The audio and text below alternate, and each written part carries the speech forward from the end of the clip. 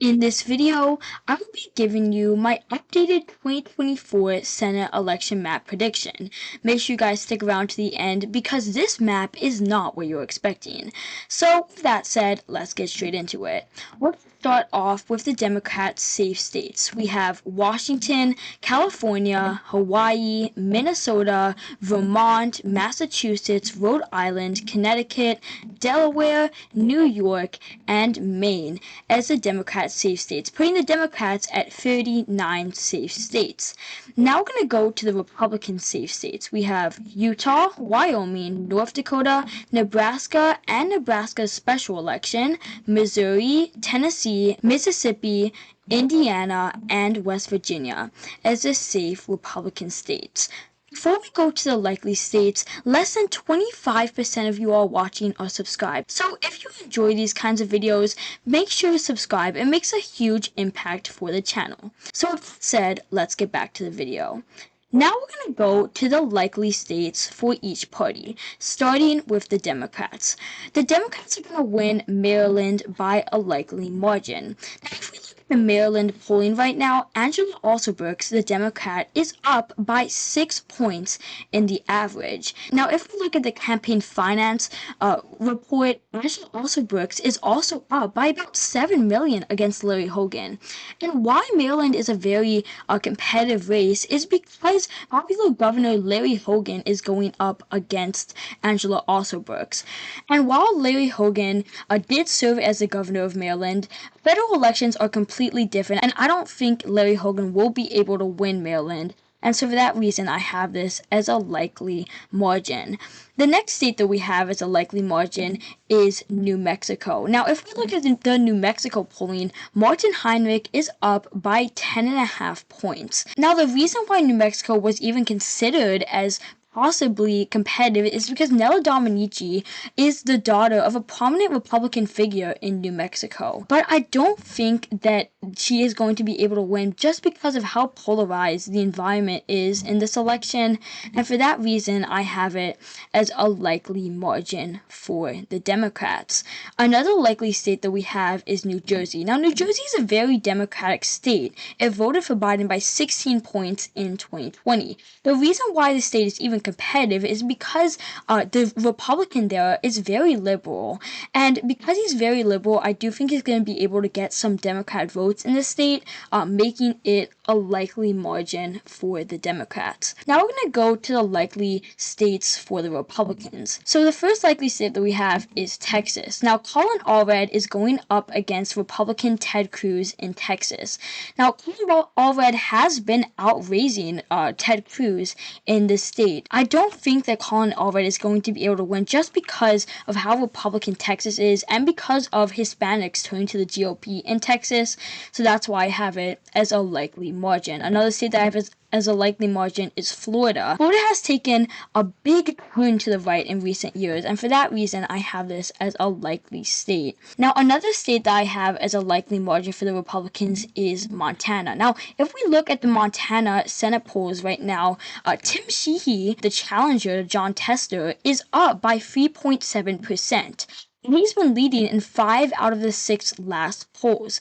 If we look at spending there, outside spending, Republicans are actually up. They've spent $43 million to either support Tim Sheehy or to oppose Jon Tester, compared to the Democrats' $33 million.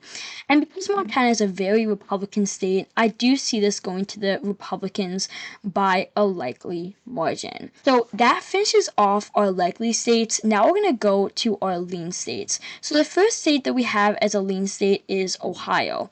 Now, if we look at the Ohio polling, the last 2 polls have showed that Moreno is up by 2 points, while Brown is leading the general election polling average by 2.4%. Now, Republicans have been dumping tons of money into this race. You can see that outside groups have spent $78 million to either support Bernie Moreno or oppose Sherrod Brown, while Democrats have only spent $31 million.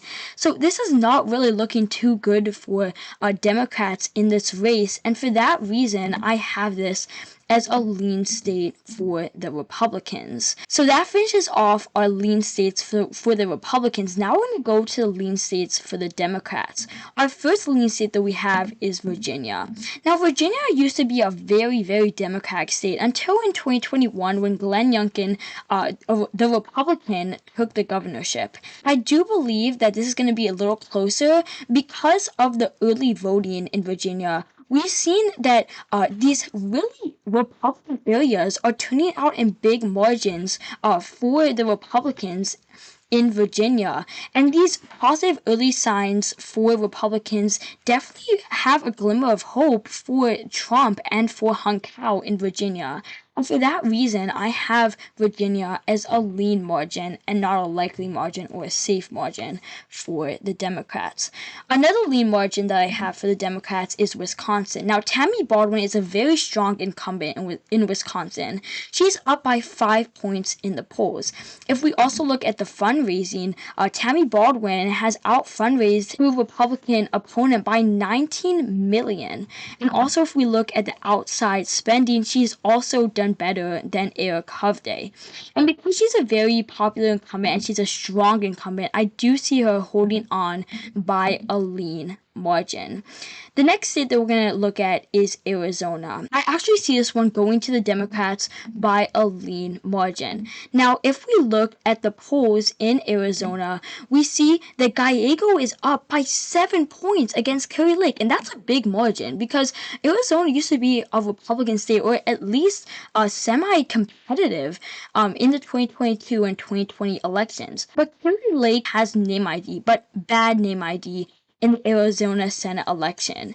And if we look at the fundraising, Gallego has outraised and outspent Kari Lake by a lot. And we also see the outside group spending $26 million for Ruben Gallego, opposed to just $8 million for Kari Lake. And because of this huge financial deficit, and because she's very unpopular, I see this going to the Democrats by a lean margin. The next state that we're going to be looking at is Michigan. Now, Michigan voted for Biden by 3 points in 2020.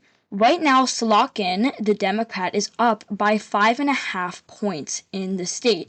If we look at fundraising, we see that Lisa Slotkin is outraising Mike Rogers by $18 million, while the outside spending is close, with the Democrats still up by about $1 million. And because Lisa Slotkin is up by this margin, I do see her winning this state by a tilt margin, not a likely margin, because I do see Michigan being a very close state, and Republicans usually do outrun Trump in the state, so I see this as a tilt margin for the Democrats. Another tilt margin that we have is Pennsylvania. Now, according to 538, Casey is up by 6.3% in Pennsylvania. If we look at the outside spending, we see that Republicans are really rushing it in outside spending. $62 million for Dave McCormick, while only $36 million for Bob Casey.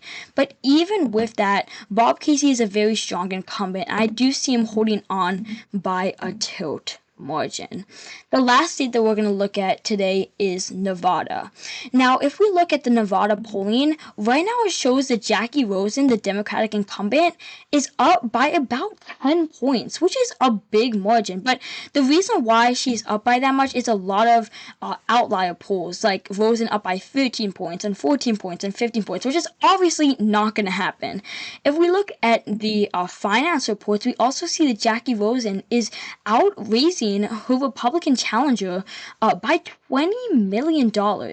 And that's definitely not a good sign for Sam Brown. But that's not to say that Republicans cannot win this. Because if we look back at 2022, we see that Catherine Cortez Masto outraised Adam Laxalt by more than 3-1. And she only ended up winning by less than a percentage point. So I do believe that Sam Brown will narrowly win this state. And the reason why I have this is because of the polling. Right now, Harris is only up by 0.7% in Nevada.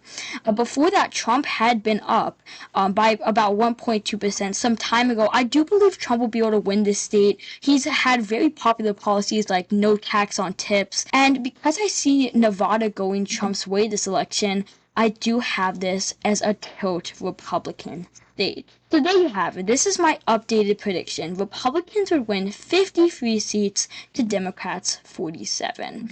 I hope you guys enjoyed this video. If you did, make sure to smash the like button down below and subscribe. Thoughts or suggestions in the comment section down below. And as always, thank you guys so much for watching, and I'll see you guys in the next one.